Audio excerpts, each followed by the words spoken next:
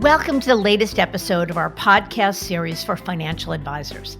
Today's episode is From Cold Calling to $500 Million Breakaway.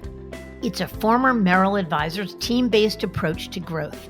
A conversation with Rory O'Hara, founder and senior managing partner of Ausperity Private Wealth. I'm Mindy Diamond, and this is Mindy Diamond on Independence.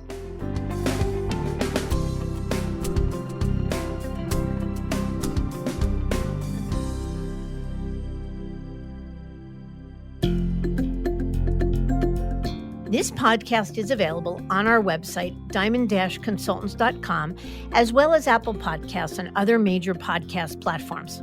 If you are not already a subscriber and want to be notified of new show releases, please subscribe right on your favorite podcast platform or on the episode page on our website. For Apple Podcast users, I'd be grateful if you'd give the show a review. Your input helps us to make the series better and alerts other advisors like you who may find the content to be relevant. And while you're at it, if you know others who are considering change or simply looking to learn more about the industry landscape, please feel free to share this episode or the series widely. The wealth management business was very different back in 2007, particularly for young advisors just starting out. As Rory O'Hara shares, cold calling was their main vehicle to reach new clients. And that he did, to the tune of 200 to 300 cold calls a day. Yet he was young and determined with a strong entrepreneurial side, which led him to consider ways to scale the business over time. That is, by building a team that could reach more customers than what was possible with one person smiling and dialing. Rory and his team grew the business to some $500 million in assets under management, garnering many industry accolades over time, including Forbes' America's Top Next-Gen Advisors and Forbes' Best in State Wealth Advisors. Rory credits his growth and knowledge gained to his time at Merrill, an experience he calls phenomenal. So why consider alternatives and ultimately launch an independent firm? A conversation with a colleague prompted him to start exploring what else was out there. And it was through that due diligence process where Rory found that they could do more for their customers and gain access to superior tools. Yet it was also the realization that as an employee of Merrill, they were limited. So in August of 2021, Rory and his team decided to launch Ausperity Private Wealth on Sanctuary Wealth's supported independence platform. In this episode, Rory shares the details of his journey with Lewis Diamond. He talks about the pushes and the pulls and how exploration helped to open their eyes to the potential outside of the wirehouse. Rory shares the value of having a mentor and how that helped to shape his business mindset and model. Plus, they discuss making the leap as a young team with all under 40 years of age, and how the long runway gives them more time to build their firm and add to their growth, why they opted for Sanctuary, and much more. It's a really great story, so let's get to it.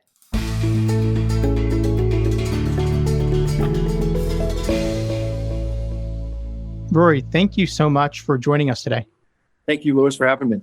Very good. Can you tell us about yourself and why you became an advisor, starting with Merrill in 2007?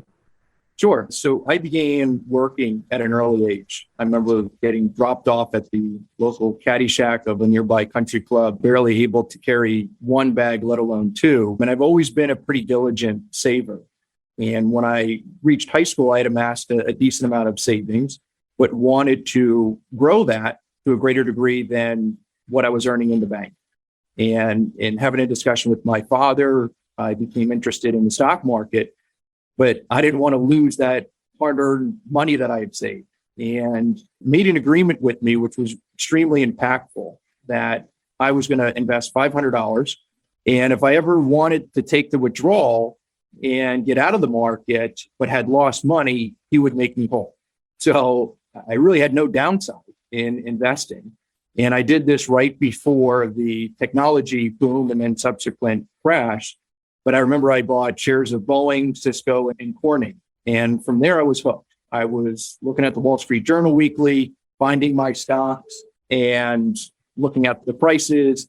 And from that point forward, I had an interest in the market. I had an interest in investing, and the rest is history. Very cool. And then how did you end up at Merrill to start your career? I graduated from Villanova University in 2005. And while I was there, I did some interning and cold calling for advisors in the Morgan Stanley office in Philadelphia. And they fortunately hired me right out of college. I spent a little over a year at Morgan Stanley, was teamed up with a mentor there, and he transitioned and I followed to Merrill in 2007. And how did you go about learning the business in 2007? It's, of course, very hard to break into the industry. It sounds like you started with a mentor, but how did you get up and running either at Morgan or at Merrill? I think I was very lucky. Yeah, it was, especially at Morgan Stanley, just that office.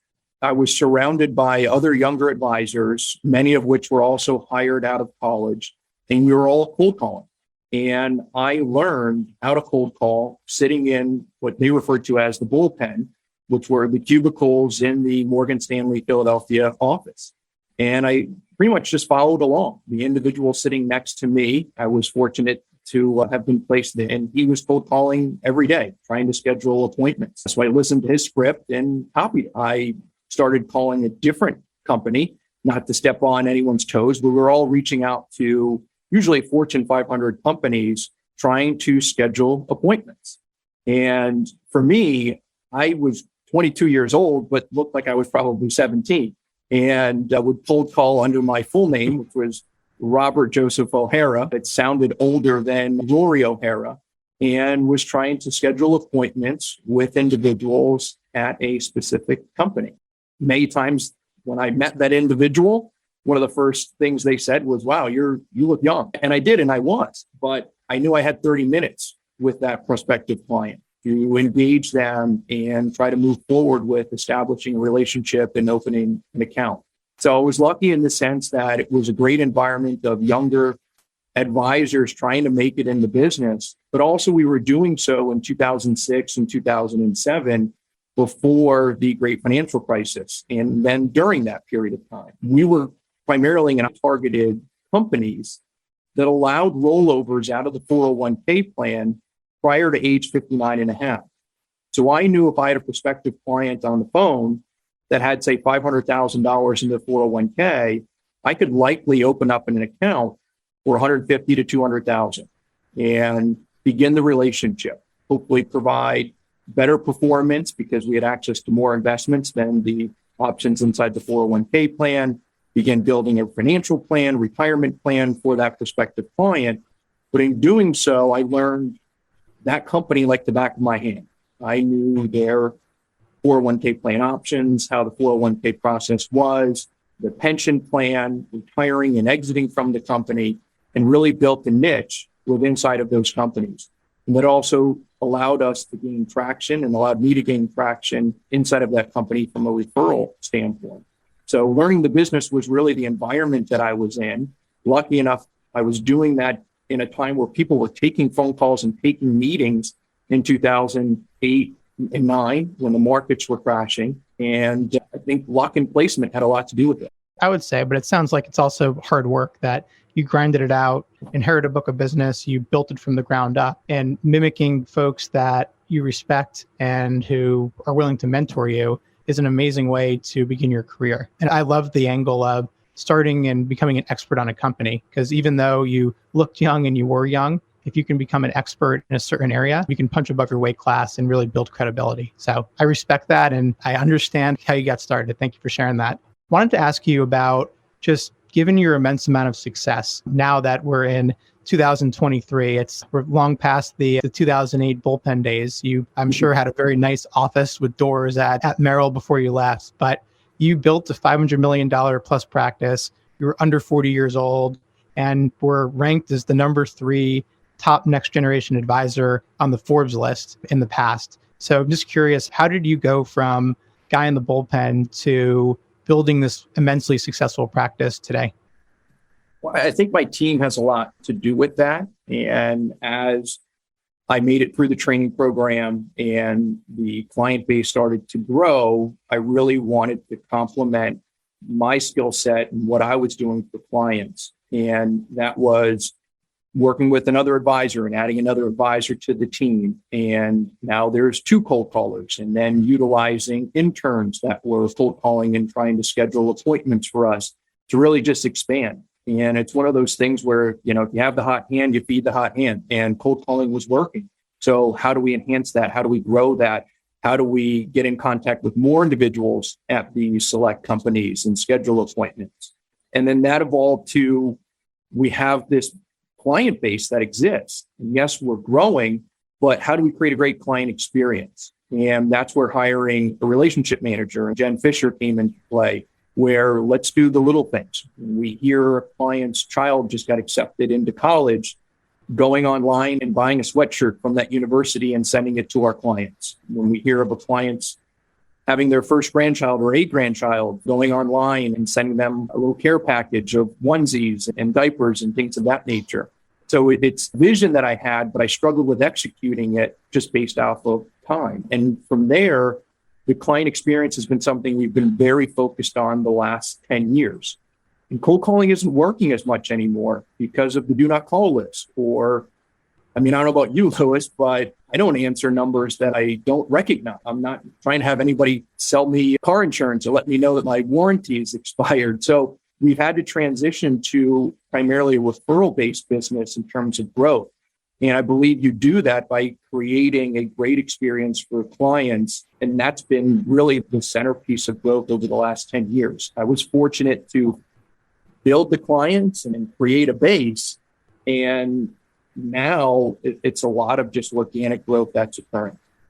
Yeah. And so it sounds like surrounding yourself with a team, instead of it just being Rory running on your own, doing your own thing, you added specialties, you added more capacity, but also it's like you said, you had the base, generates referrals. And I agree, it is different to build a business in 2023 than it was in 2008 or 2009. Of course, there's benefits too of social media and more scalable communication, but different if you built the practice today than you did then. And I think it's very instructive just to hear how you did it, and probably fought through imposter syndrome and being the youngest guy in the room, but clearly what you did worked. And that's what I think we're really excited to hear more about today, is just the evolution of the practice and ultimately becoming the founder of a thriving independent business. So thank you for opening up about that. Can you share with us what the practice looks like? So number of team members, AUM, types of clients, just anything to give us a little bit more perspective on the business. Yeah, sure. So there's 6 of us now at Ausperity Private Wealth, 3 advisors, a relationship manager, a client associate / operations manager. And a month ago, we hired a new advisor that we have high aspirations for. We are currently managing a little over 450 million in assets under management.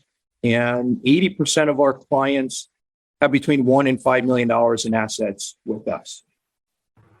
Very cool. And is each advisor really doing their own thing, running their own process, or is it more of a team-based approach where everyone's rowing in the same direction?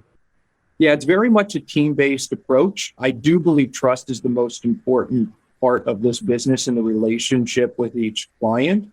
So each clients have a primary advisor that is going to be handling the client meetings and the majority of the client outreach, just to continue to build that trust and know that client on a personal level. But the process is the same. We meet as a committee every other week on investments. We meet every other week on our pipeline and prospective clients. We have a standing huddle every day at 8:45, which is just a check on what are you working on today? And do you need help from anyone on anything? And then every Wednesday morning, we do a meeting to really go through a week in review. What should we be aware of? And anything that we can be doing, kind of help each other. But the process for engaging with clients, the number of meetings with clients per year, the outreach is all the same. The investments generally are the same as well. Each client is unique and has their own financial plan, which I love, but the investment process is quite similar and very scalable. And as I said before, I was fortunate to have some great mentors, one of which was Jerry Brown, who was the largest producer in the Merrill office. He sadly passed away a little over 8 years or almost 10 years ago now. but he ran a book of business that was immense and probably had closer to 1,000 clients than he did 500 clients. So I learned from that and tried to tweak how I wanted to scale and build the business. I think that's one thing I've been fortunate with is I've taken best practices and ideas from top advisors throughout my career, tweaked them, and then tried to adapt them to our business. I've been fortunate to be invited to, and I really try to attend most of the Forbes Top Advisor Summits. And my goal there is usually to just have two takeaways that I could either implement or I could enhance with our business. So I think I'm constantly trying to learn the business and improve and tweak things to get a little bit more efficient, to just be better every day.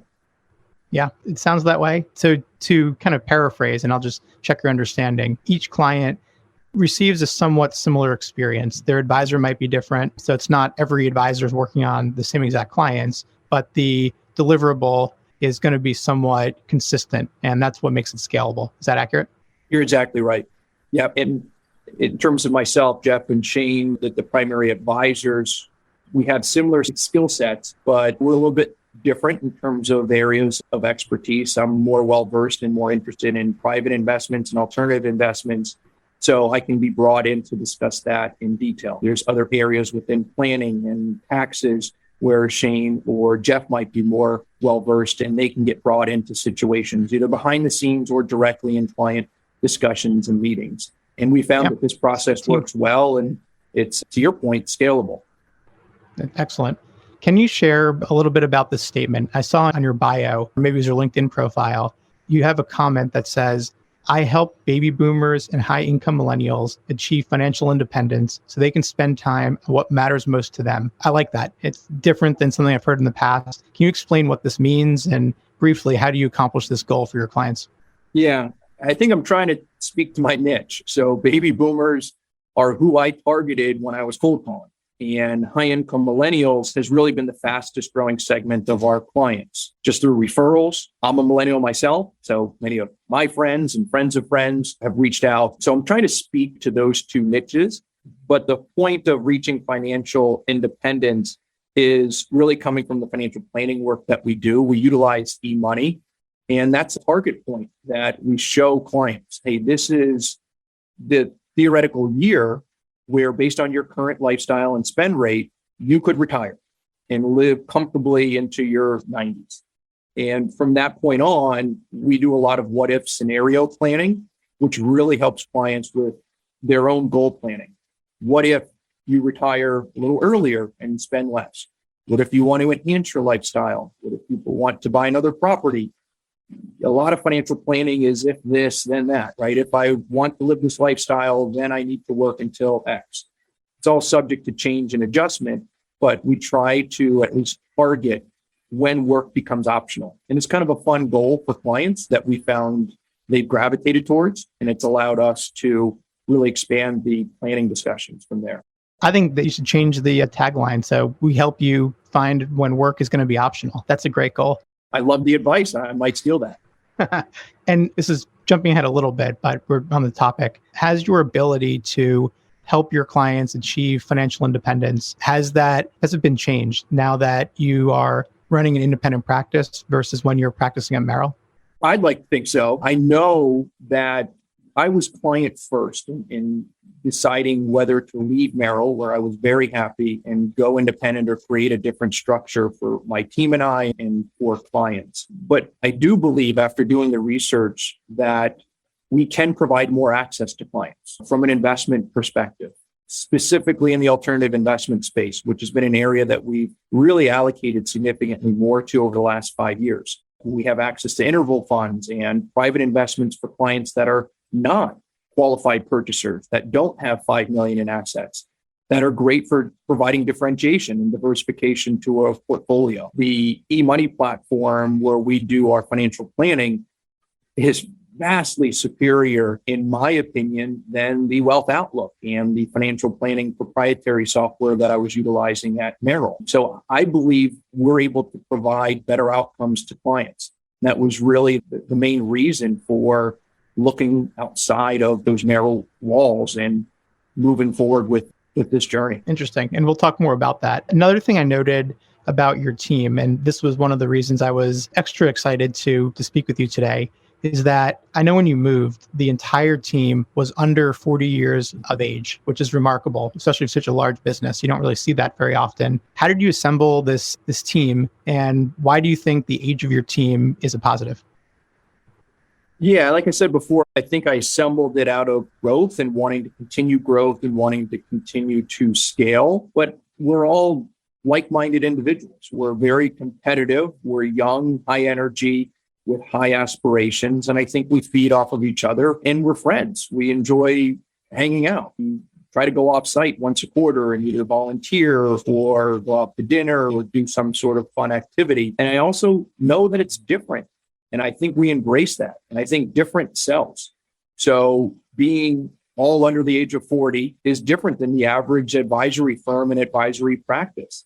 And for us, I think that's a huge benefit because we can look our clients in the eyes that might be retiring at 60 or 65 and tell them our structure and us working with you on your financial plan will be intact for the next 20 years minimum. I don't think that's a value proposition that most teams can provide.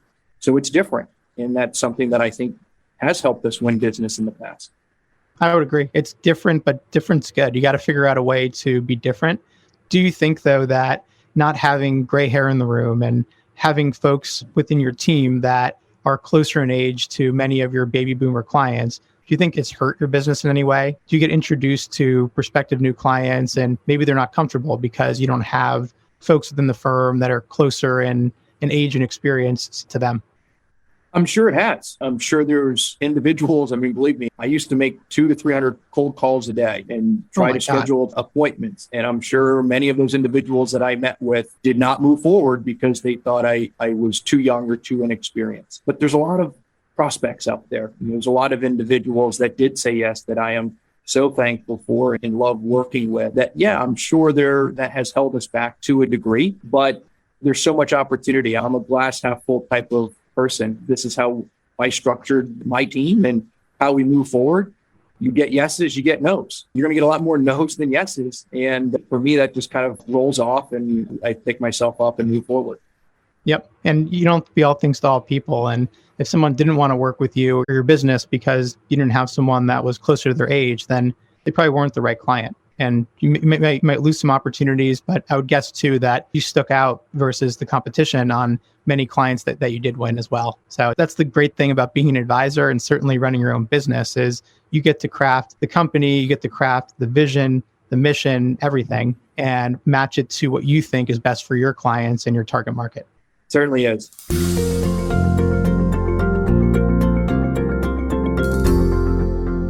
So let's talk about your time at Merrill in a little bit more detail. What were the best parts of working there? Obviously, you were very successful. You were there for quite a while. And you said earlier that you never really thought about leaving, at least not until more recently. So I would love to just hear about what was it like working there and what was the best thing or things of being employed? Yeah, I mean, I really enjoyed my time at Merrill. I built what I feel was an amazing business there. And for me, the learning curve in this business is tremendous. And that's what we're telling our new advisor is you're drinking through a fire hose. And a lot of learning is going through client opportunities or client experiences, or more importantly, client situations. And at Merrill, there was a pretty big breadth of resources available that in turn I learned from. If I had a client or a prospective client that was a business owner and was trying to set up a 401k plan, there was a retirement services group and retirement plan group that I could reach out to and help me win the business, help me close the business. And then I would learn what is an appropriate proposal to share with that individual. On the alternative investment side, there's an alternative investments department, et cetera. So there was a lot of resources available that helped me learn the business and putting my best foot forward. The integration at Merrill was phenomenal. Being able to sign into the workstation and have access to the client notes, being able to run a performance report, have access to the final financial plan, all in lightning speed was really robust and was really powerful. And I thought just the competitive nature of Merrill was helpful. I mean, Merrill and Bank of America, they know what they're doing. And I think they try to herd advisors towards certain targets. A lot of that was growth oriented. So there was a system in place called Growth Grid where you had households to bring in and assets to bring in. And if you achieved those hurdles, you would receive more points on the grid. And we were a fast growing firm. And we did that. We hit those targets. And then for the top growers, there was a annual summit, typically at a 5-star hotel at some great place in the US, where there was a tremendous amount of idea sharing and best practices. And I love going to those and learning and coming back and taking some of those ideas and implementing them. So I think those were and still are really strong suits of Merrill. That's a lot of positives. And of course, a lot of good happened there. So what was it that motivated you to consider alternatives and ultimately pull the parachute in the recent past to go independent? Yeah, I think I have to credit Shane Fox, my partner, who through discussions, we concluded that we should just pop our head out and see what life would be like outside of Merrill. So going down that education and journey, I realized that there was superior technology outside of the wirehouses, and there was potential access to more investments. I also noticed a trend at Merrill of really just seemingly hearing no more often. And if you push hard enough, you might get that yes down the road. But that took an immense toll and in time to work through that for client situations and different outcomes, that it was just continued to feel more and more like an employee, like we didn't have control. And that coupled with realizing there's superior financial planning tools out there was just too much to get over. Lastly, the big point was a potential change to something known as team grid. So at Merrill, individuals were paid out based on their production, but they instilled a team grid scenario where if you were a team, everyone on that team or every advisor on that team, their grid would be set at the highest producer. And then they started tweaking it a little bit year over year. And the most recent tweaks were, in order to hit team grid, a certain percentage of your clients needed to be leveraging services from the bank accounts, credit cards, lending, the trust department, insurance, et cetera, which could be completely applicable and positive for clients. But to put a number on that, and that was a number that was extremely hard to achieve, we were in a position where we weren't going to hit that team grid. So my other team members and advisors were looking at tens of thousands of dollars of less compensation. And it was going to create conflict between myself and the other team members. And here I am trying to create a positive atmosphere and focus on growth. Well, you're a team member and you're going to go down several pegs down grid. If you're not achieving team grid, the incentive might be to cross-sell the client to get the numbers up, opposed to acquire a new client and continue to grow the business. So that was something that I really struggled with, that I thought put my firm and my beliefs and how I wanted to take the business on the opposite side of the table of the direction of Merrill and really Bank of America. Yeah, I think what you're describing is the growing sense of incongruence, where your values, your goals were no longer in strict alignment with the firm. And even though there was a lot of good that you got and you can still get at Merrill, it caused you or motivated you to poke your head out and see if there was something that was better. I would assume if everything you said remained true, but you hadn't found an option where you had better planning technology and you can serve clients' needs better, that you would have stayed. But it was the combination, we call it the pushes and the pulls of the pushes of the frustrations of harder to do business, the team grid, et cetera, but also the pulls of realizing that there actually is a better mousetrap out there. Or in your case, you went to build that mousetrap in going independent. Is that accurate? I think it's completely accurate. Yeah, I was, as I've heard on your podcast, more so running towards something than running away from Merrill. Right. But I think there's a point of inertia there where I didn't know what I didn't know. So I was just adapting to the environment that I was in. And I realized more and more I was kind of in a box at Merrill, and I was working inside the confines of that box, but didn't know what could be done and for what we really could be truly capable of. Right. Yeah, that's the benefit of due diligence. So call me biased, because that's our job, is to help advisors through that exploration process and to kind of paint the picture for them of what's out there. But it really does help advisors to either recommit to their firm and make peace with frustrations they're feeling because nothing else is better. Or in your case, a light bulb goes off and it gives you the motivation to go out and do the hard work of building something that you couldn't imagine building by staying put. Absolutely. Excellent. So I know offline you told me that you had a very important mentor during your due diligence process. Selfishly, I wish I could say that mentor were me, but it didn't happen that way. Can you talk a little bit about this individual, if you can name his name, and how they helped you? So I think every advisor, they kind of need a Sherpa of some sorts to help them navigate the complexity of the landscape. So whether it's someone like my firm or another competitor, or in your case, a mentor, I think there's a lot to be gained from leveraging other people's perspectives. So we'd love to hear about this. Yeah, Lewis, happy to do so. And I think Sherpa would be an understatement for Fred. So I'm speaking about Fred Hill, who is the CEO of Harbor Investments Advisory down in Baltimore, Maryland. They're an RIA. And in fact, they were just named one of the top 100 RIAs through the most recent Forbes ranking. And once again, I think there's luck. A lot has to do with this. So lucky for me, I partnered early with Shane Fox, and he is very close family friends with Fred.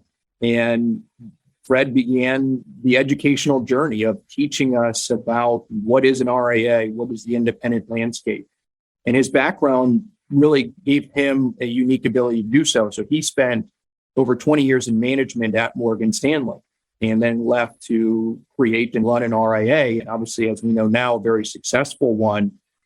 So he spent a tremendous amount of time with us, and he really was invaluable because the biggest thing is we could truly trust him, that he wanted the best for us. He wanted us to make the right decision or the best decision for us, whether that was stay at Merrill or go through the list of potential options outside of Merrill. And I spent an entire day with him down in Baltimore. He set up 3 meetings with 3 separate RIAs to sit down and hear from them. They had all transitioned away from wirehouses in the past. I'm sure you hear this too, Lewis, but by the way, no one looks back with regret. There's no one that wants to get back into the previous wirehouse after going independent. But one of the most impactful things he did is it was just a sheet of paper. He drew on one side wirehouses, he drew on the other side independents, and we just talked through some of the potential steps along the way in terms of educating me on a number of the topics, the difference between W-2 versus 1099, how you can access alternative investments, et cetera.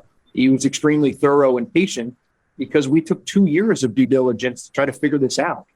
For me, it didn't just click. It took a long time for this to click with me, and his patience and education and just really being that mentor to bounce ideas off of, I think is invaluable. And he's a great individual personally and professionally. And I don't think we could have done this without him. Terrific. Yeah. I mean, that's the exact type of advice that you needed at that point in time. But still, 2 years of due diligence is quite a long time. So why do you think it took so long? You said it took a little while for it to click. What did the journey look like that took you 2 years? Yeah, I wasn't overly displeased with Merrill. I was so focused on growth and trying to enhance the client experience that I wasn't convinced that it could be done better outside of Merrill. And it took some time and research and hearing other advisors' stories and then demos of financial planning software, YouTube videos of different financial planning software to really start to build that case. And once again, when I continued to put the client first and put myself in my seat and say, can we provide a better client experience? Once that answer was yes, it was, okay, then how do we do this? How do we set this up? How do we make this next move? Right. So it wasn't 2 years of straight taking meetings. It was an evolutionary process of just weighing your frustrations and pain at Merrill, given your immense amount of success. It's easier, I think, to live with the status quo or put your head down or fill in the blank of whatever turn of phrase you want if the business is growing and if you're having success. So do you think your success and your growth, do you think that slowed down your due diligence process? There's no doubt. Yeah, I think there's no doubt because I knew I would have to really slow down the prospecting to dedicate the time and effort to research this, but then also in preparation for the move. You're kind of living a double life as you're looking at offices to rent and furniture and figuring all of that stuff out. And I heard from other advisors that the clients that are difficult to transition or the fairly new clients where you provide this value proposition and you're at Merrill and then 6 months later you leave. That's tough. So you had to slow down growth in an effort to really be prepped to transition and leave a firm, or in my case, set up an independent firm. Yep. You always have to really want it to transition because of the work and the potential give ups. But especially if you're going and becoming a business owner, you have to want it that much more because it is more work, it's more understanding, and you are taking more of a financial risk than you would if you got a big check from another competing firm.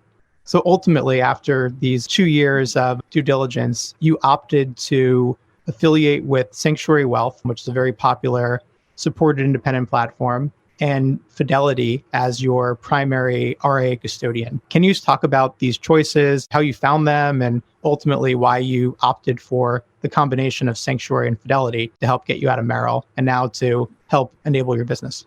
Yeah, absolutely. Happy to. Because of my research, I really was pretty concentrated on what our wants were. And no surprise to you, I cold called Vince Fertitta at Sanctuary because I just continued to see their name pop up. And at the end of the day, Sanctuary checked the most boxes for us in terms of our wants list of control over tech stack, access to alternative investments, and also being a partner in this. Fidelity was easy. Over 2/3 of our clients have a relationship with Fidelity, primarily through their 401k. Once again, that's just the nature of our client base being concentrated over maybe 2 or 3 different Fortune 500 companies. Fidelity was an easy choice because they were able to utilize their same username and password to log into Fidelity and see the accounts managed by Ausperity. So that was an easy one. If you can recall, what was on your list of wants? And then let's say what was on your list of don't wants or your red line items that I have no interest in handling or dealing with? Yeah, the wants were superior technology, specifically in the financial planning space. So access to e-money. I didn't want to be alone. I wanted to be independent, but I didn't want to bite off more than I could really chew. And I first started by looking at setting my own RIA up. And I thought if I didn't explore that route, I might always wonder what if. And my conclusion was that just would have been too much, that I didn't know what I didn't know. And that was a pretty big risk to the business that I had built and a risk to clients. So I had no desire to deal or run compliance, nor with my team, with our age and experience, or some of us, the lack of experience, that I want to hand the compliance oversight to someone that maybe got trained or maybe we hired that service. I really wanted a full operations department. I wanted a compliance department that I could interact with. But I thought with Sanctuary, what was beneficial that they provided that is we're partners. And if I want to do something, whether it's marketing or something to help a client, they can provide that advice and recommendation. And maybe it might be as strong as a yes or a no, but we're sharing in that together. Where if I'm running my own compliance and maybe getting outside counsel from a firm that's providing a service, they're providing that service, but they're not sitting at the table with us if the advice is wrong or if something doesn't go well or materialize. So I really wanted to have the compliance aspect managed by a partner firm. And that's what Sanctuary picked up for us. Makes good sense and something we certainly hear often. But of course, there's always downsides to everything. There's never going to get everything you want, and there's no perfection anywhere in life or certainly in this industry. And I would say one of the downsides of partnering with a firm like Sanctuary is that it's a shared ADV model. So I'm saying downside, not that it's a shared ADV model, but in that you are one layer removed from full control. And especially for someone so young and energetic and full of ideas, did this weigh on your decision at all for joining a shared ADV and joining their platform versus instead building your own RIA firm? It really didn't, because I'm happy to give control of compliance, control over integration, control of operations to that, and obviously pay for it. So once again, I want to be partners with that. I don't want that responsibility and that control. Example of that, as I said before, alternative investments have grown for us. There was an alternative investment that wasn't on the Sanctuary platform, but we spoke with their AI department and really found that this is different than anything that was accessible. We talked through it. They did 6 months worth of due diligence and brought it on the platform. And we've been utilizing that for clients. And I think that's the true example of partnership that I was looking for. If I was on my own, I can't fathom having to figure that out and integrate that and be able to provide access to clients that are on Fidelity, this alternative investment or this private investment. So I see more positives than negatives. To your point, nothing's going to be perfect. And that was advice I received from another advisor, Michael Henley, who left Merrill and does have his own RIA. It's not going to be perfect. But if you conclude that it's better than where you are now, what's keeping you from making that change to provide a positive impact to your clients, to provide a better experience? And I think that advice is what I kind of took as, hey, change needs to be made. We need to just try to be better. And it's not going to be perfect, but if it's better, that's more than acceptable. Yeah, I would agree with you. And every advisor gets to choose what independence means to them, even though there might be models where you're more independent. Even folks that are practicing as employees of a firm, that's independent enough for them. In your case, Sanctuary's model of independence was independent enough, but of course you were aware of certain give-ups or trade-offs. And another guest we had on the show recently, Jerry Davidsey, I think he was actually in one of your old offices. Yeah, I know him well. Yeah, he was in that Morgan Stanley Philadelphia office, cold calling, and built his business and was a couple years ahead of me. But yeah, I have a lot of respect. Jerry was someone I still do, but looked up to when I was in the bullpen. He was in an office, and that's what I wanted. Exactly. And my point in bringing him up, aside from knowing that you're familiar with him, was that his motivation for going independent was he really wanted to have control and responsibility over as much as possible. And sharing responsibility or oversight or risk with the platform wasn't what he was looking for. So ultimately, that's the great thing about this industry, especially right now, is there's so many different flavors of independence or of firms or of platforms that it's your goals and then it's your job and our job to help match up those goals with what's available. And it sounds like for you, you hit the nail on the head with finding the right amount of support while taking over the things that you weren't interested in handling yourself. Exactly right. So let's talk about the transition. So any clients that said no, and if they did, why? I think we had a great transition. I mean, it was much faster than we anticipated. We utilized DocuSign for all other than maybe a handful of clients. So we were getting assets from Merrill to Fidelity within a week. I mean, it was much faster than I anticipated. It was critical.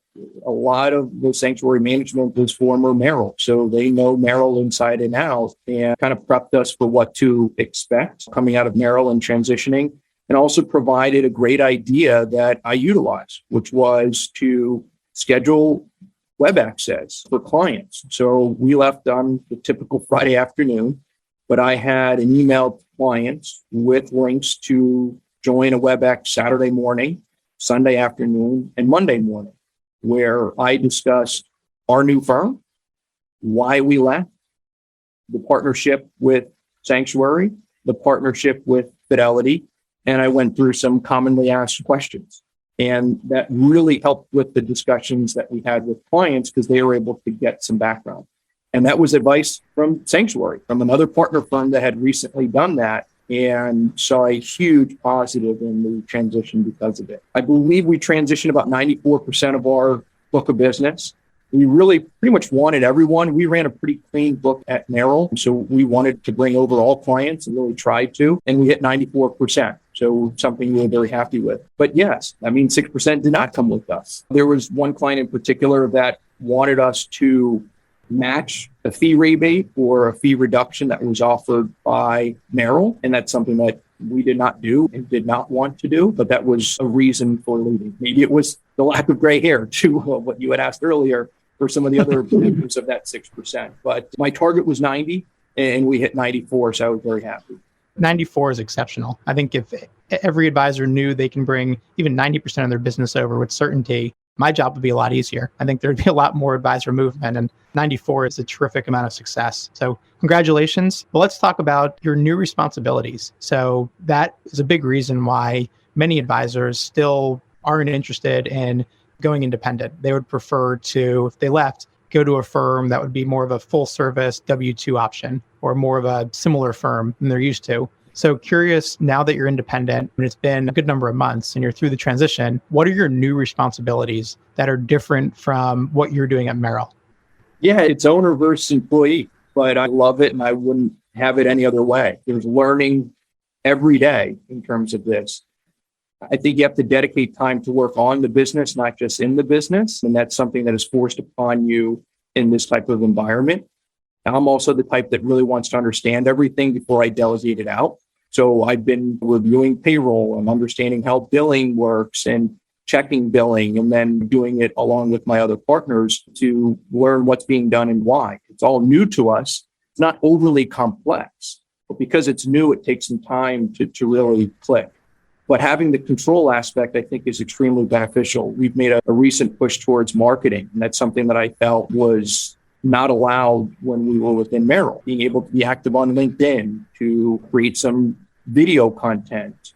We do all of that, and we have that decision and that control as our own business. Certainly run through compliance, and that's where Sanctuary comes into play to kind of keep us in line and collaborate with us. But it's typically, okay, what are you trying to do? Let's try to accomplish that. That's the relationship. So we're not figuring out all this on our own, we're collaborating. But the decision-making resides with us. And I think that's powerful, and that's what we're looking for. We do have big goals and big aspirations, but we need help with getting the execution. So I'm energized by it. I enjoy it. It is a lot of time, but I think you dedicate time to what you love and what's important. And for us, that's learning this business day in and day out and growing and getting better and gaining a better understanding of what we could be capable of. Right. And for you, that part of your must-haves list was to have that control and to be running a business. It's certainly not for everyone, because there's many advisors who probably listened to that and said, I want to stay so far away from that. Like, I want my life to be easier. I want decisions to be made, and I have enough on my plate. I don't need to pick up more. But for you, it seems like it's worth it to put in the hard work and perhaps to even work more, which is my next question, because the output is your business and you get to control every element of it that matches your needs, your team's needs, and your clients' needs. Yeah. I mean, one example of that, we just hired a new advisor. So instead of just white labeling the Merrill training program, which you didn't have any optionality in, we're able to create our own goals for our new advisor and our own compensation structure. So I think it's going to fit the firm. It's going to fit us. The Merrill training program, Morgan training program, whatever, it's a box. You can't really deviate from that. I wanted the control to structure compensation for, say, a new employee and create the Ausperity training program. And that's something we're able to execute on. Very cool. Again, another area where people are probably like, I don't want to do that potentially, but for you, it's a positive because you get to shape it the way you want to. Love it. So as a new CEO, and you were functioning as a team leader, so many of the same cast of characters and a lot of the same responsibilities, but now as a CEO and leader of a business, how have you gone learning the ropes and sharpening your leadership skills as an executive? Yeah. I mean, I'm leading, but I'm not alone. I have my partners here. We make decisions as a team. I think that's really important. I love that I get pushed back from my partners on ideas that I might have. We collaborate together. We make decisions as a unit. And I think that's critical. And it's something that I needed, that I might have some crazy ideas and I might need to get talked down a little bit. And that happens. And I think that's necessary, at least for my visions. But from a leadership perspective, I joined Vistage probably 4 years ago to get some outside counsel and assistance in managing people. Is difficult. Sometimes it's not fun. And that's an area that I really can improve upon. So that helps me sharpen the leadership skills. And it also gives me a different perspective. Is being in a group with about a dozen other business owners in different fields, holding me accountable to initiatives that I want to push forward and going through issues and working through that outside of my current business. I think that's been extremely valuable to gain that perspective. And then in addition to that, at the end of the third quarter of last year, our firm hired a business coach that is working through us developing a strategic plan and helping us begin to implement that and create responsibilities amongst the partners. I think that that's going to be extremely beneficial as well. We know that we're new to running a business. I think we're great advisors and we provide great outcomes, but this is an area where we need some improvement, and we're not opposed to being coached. Yep. Yeah, you have to have that humility to know that you don't know everything. That's okay. That's why you hired a platform like Sanctuary. That's why you hire a business coach, is because you don't know it all and you can't do it all. You have to lean into your unique ability. Sure. Terrific. Has your vision for the business changed since going independent? I know sometimes it's hard to imagine what you can't do today. So for instance, on the marketing side, I've seen a lot of your YouTube videos. I would assume that wasn't part of your vision when you're at Merrill because you couldn't do it. Now that you're on the other side and it's possible, a whole new kind of toolbox of options has been opened. So because of this additional control and freedom and empowerment, have you seen your vision for the business change? Louis, I think it's starting to, and that's part of the process we're working through with our coach on creating our strategic plan and what the goal of our firm really is. I don't think we have that figured out right now, but it's something we're working towards. And I do think it is changing to being the firm that people in the wealth management space respect and want to work for. That's a big goal. That's a big statement. And there's a lot that we're going to have to strive to even come close to attaining. But I think that is beginning to change and we are seeing our vision unfold. We're kind of in the early innings of that, I believe. And specific to YouTube, it's another one where it's a lot of work. And a lot of people, they wouldn't be comfortable doing it or wouldn't have the time to do it. But curious to hear from you, how has having a video presence online, how has that helped the business? Have you gotten new clients from it? And what's been the reaction? Yeah.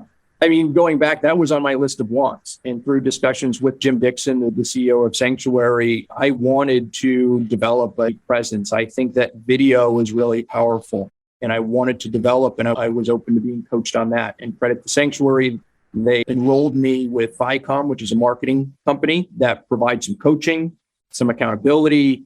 And I was utilizing them throughout all of 2022 to get these videos, get the ideas and get it out there. And I think that's the biggest thing is you just have to get started. It takes a lot for me to be embarrassed. So I don't mind putting a video out there for everyone to see and critiquing it because I believe just like this business, you're going to get better. And I think we are getting better with the videos and the content that we're putting out there.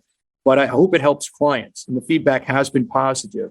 And I think that if we have a relevant topic that we're in discussions with a prospective client or an existing client, and instead of sending them a white paper that is 3 pages that they'll likely not read, if we can send them a clip of us discussing that topic or that opportunity or that strategy, I think they're more apt to click the link than they are to open the PDF and read the PDF document. So I'm using it a lot for education, hopefully developing a Rolodex of videos that can be used when situations arise. Yes, maybe something takes off and goes viral. So far, that hasn't happened. I think that's okay, but I think that's different. And once again, I'm trying to lean into what's different right now.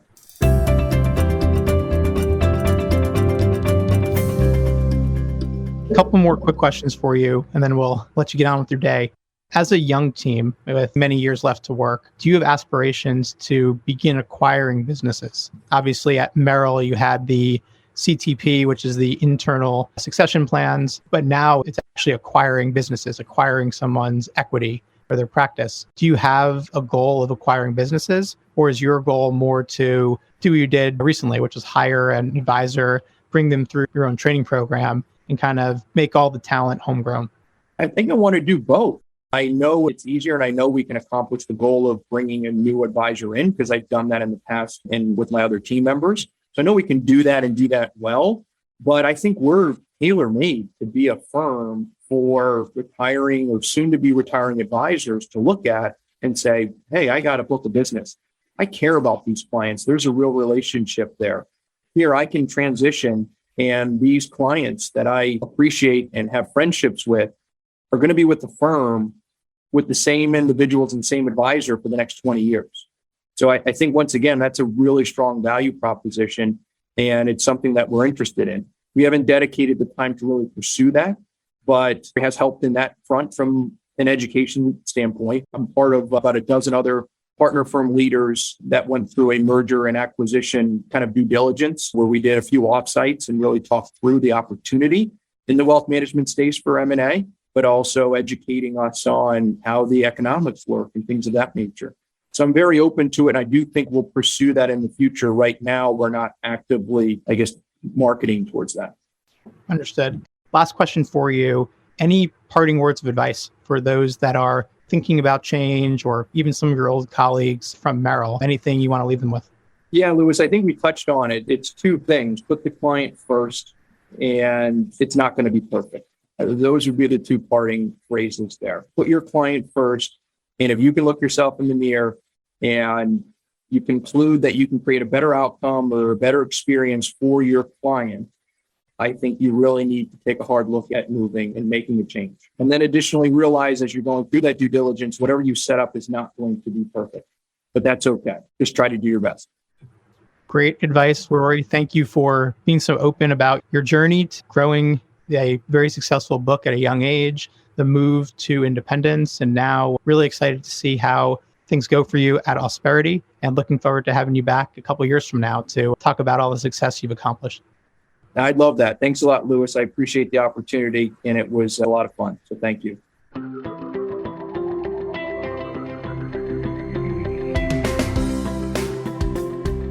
Rory shares that while they were happy at Merrill, it wasn't until they started to get educated on options beyond the wirehouse that they realized they were essentially stuck in a box, adapting to the environment they were in.